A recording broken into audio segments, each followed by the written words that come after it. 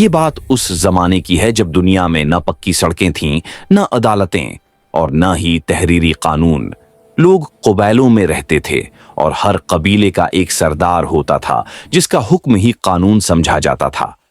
एक दौर अफ्तादा पहाड़ी इलाके में एक कबीला आबाद था। ये कबीला बहादुर लोगों पर मुश्तमिल था, मगर उनकी सबसे बड़ी पहचान उनका सरदार था। वो ताकतूर भी था और अक्लमंद भी, मगर सबसे बढ़कर वो इंसाफ पसंद था। वो कहता था, ताकत तलवार में नहीं, सच के साथ खड़े होने में है।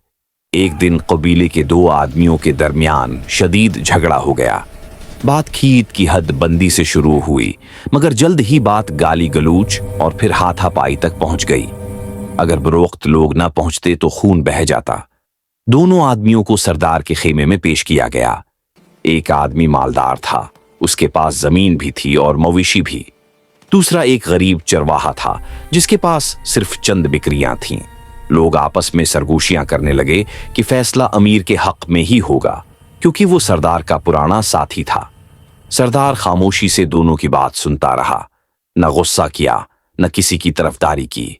फिर वो खैमे से बाहर निकला, जमीन से एक मुट्ठी मट्टी उठाई और सबके सामने कहा, ये मुट्ठी हम सबकी माँ है। ये ना अमीर को पहचानती है न गरीब को, ये सिर्फ सच को कबूल करती है। सरदार ने कबीले के बुजुर्गों को बुलाया, गवाहों को सुना और निशानियां देखें। पता चला कि गलती अमीर आदमी की थी, जिसने चुपके से अपनी जमीन आगे बढ़ा ली थी। सरदार ने सबके सामने फैसला सुनाया। अमीर आदमी को हुक्म दिया गया कि वो माफी मांगे, जमीन वापस करे और चरवाहे को नुकसान का उजाला दे।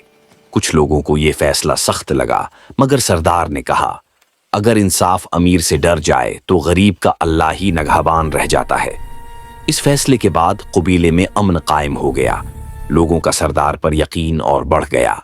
बच्चे बड़े होकर भी ये वाकया याद रखते थे और कहते थे कि यही वो दिन था जब कबीला वाकई मजबूत हुआ।